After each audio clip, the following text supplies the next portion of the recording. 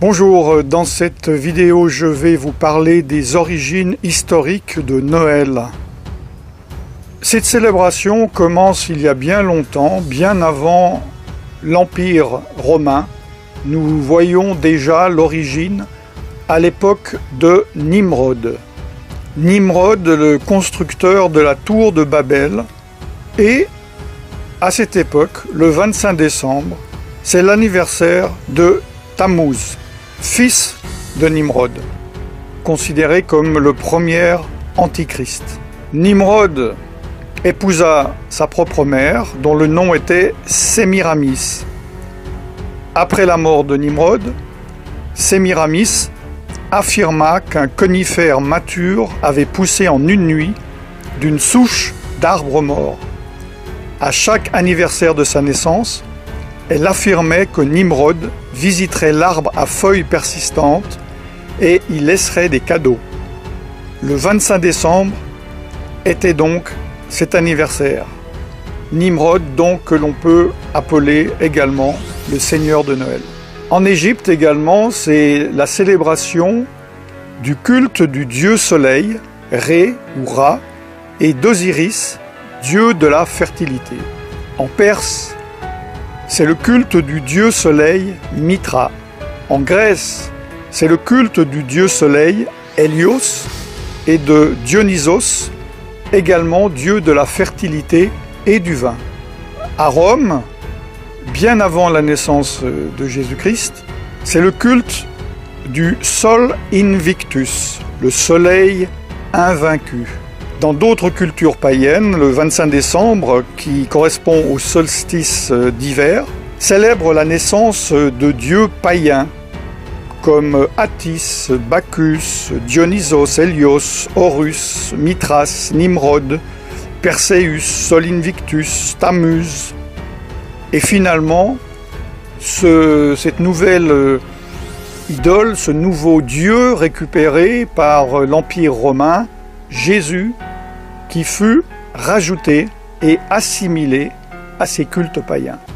L'Empire romain, culture païenne par excellence, avec sa religion panthéiste, l'adoration de nombreux dieux, célébrait les Saturnales.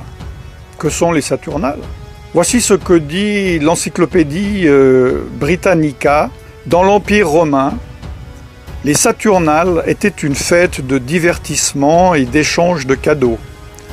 Le 25 décembre était également vu comme l'anniversaire du dieu Mitra, le soleil vertueux. À la nouvelle année romaine, les maisons étaient décorées de verdure et de lumière.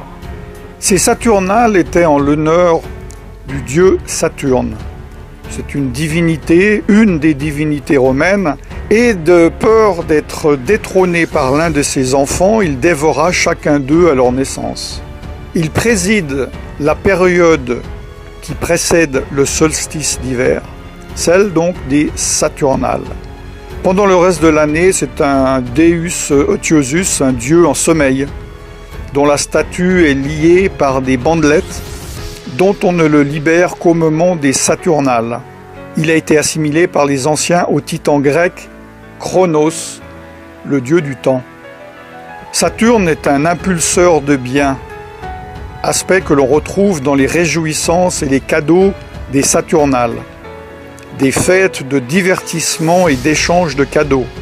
Ces Saturnales étaient considérées comme joyeuses, car elles étaient pratiquées dans l'ivrognerie et la débauche. À la nouvelle année romaine, les maisons étaient décorées de verdure et de lumière. La nouvelle religion romaine, fraîchement créée par l'empereur romain Constantin, a mélangé les pratiques et les croyances de la Bible avec celles occultes de son empire, et il a adopté et adapté cette fête païenne. Cela s'appelle le syncrétisme. On m'a demandé des faits. Ce que je viens vous dire sont des faits. Voici d'autres faits. Noël, par exemple, a été illégal aux États-Unis d'Amérique jusqu'au XIXe siècle, étant considéré comme elle est, c'est-à-dire une ancienne fête païenne. Vous pouvez voir sur le panneau en anglais que je traduis « Avertissement public », l'observation de Noël ayant été jugé comme un sacrilège, l'échange de cadeaux, de célébrations, l'habillement fin et d'autres pratiques sataniques similaires sont interdites. Autre fait, au XIXe siècle, en Grande-Bretagne, Charles Spurgeon, surnommé le prince des prêcheurs, une personne appréciée par tous les protestants, les évangéliques et les pentecôtistes. C'est une référence dans ce milieu. C'est moi je dirais, un revivaliste avant son temps.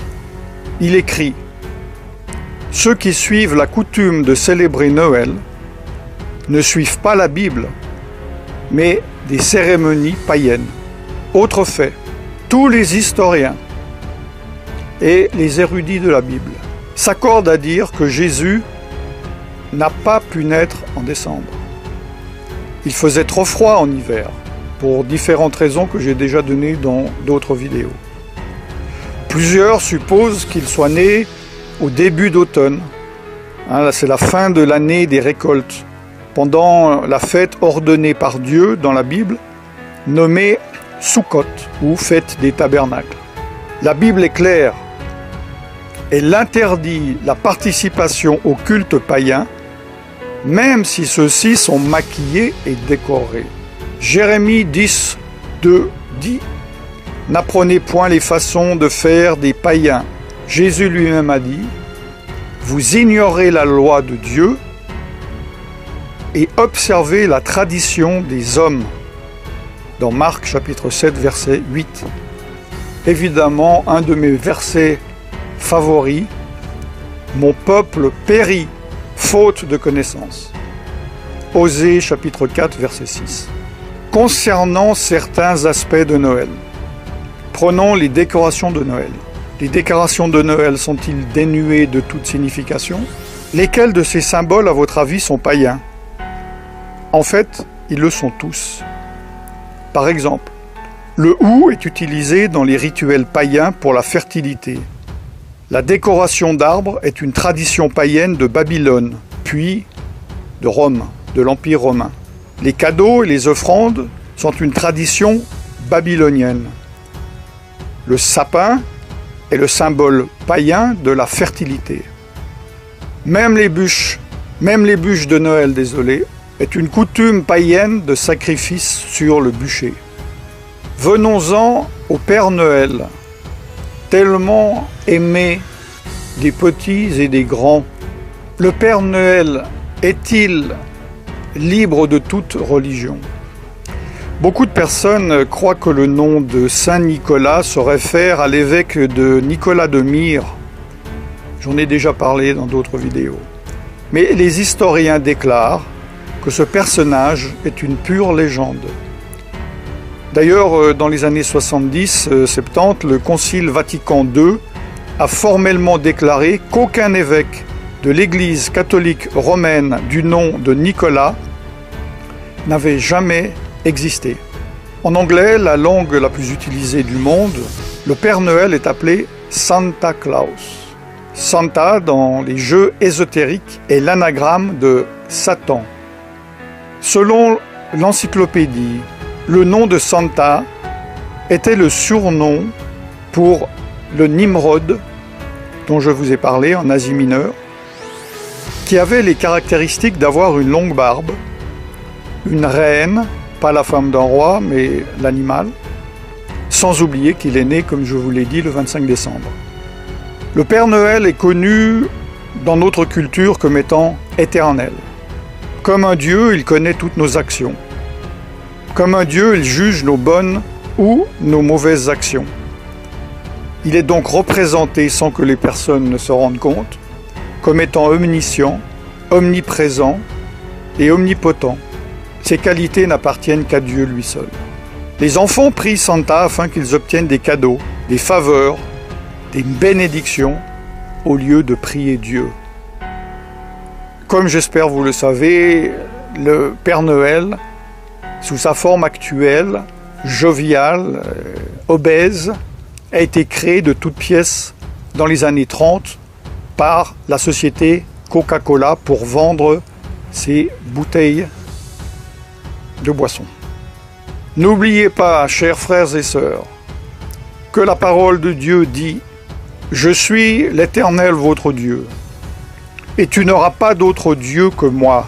Exode chapitre 20, versets 2 à 3. Dieu également a fixé des fêtes.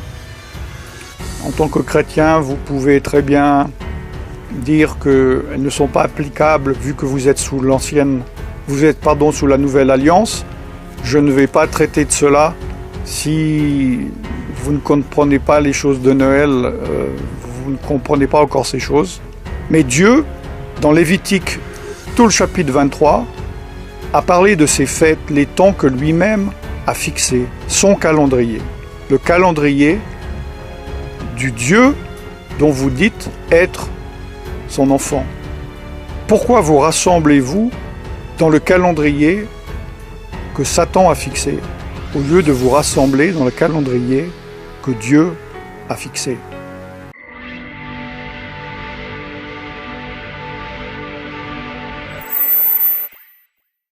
Je vous laisse méditer là-dessus. À partir de ce jour, vous ne pourrez plus dire que vous ne saviez pas. Prenez vos responsabilités, priez et faites votre choix d'obéir à Dieu, de désobéir à Dieu, d'être bouillant, d'être froid ou d'être tiède. N'oubliez pas que Jésus vomira les tièdes de sa bouche.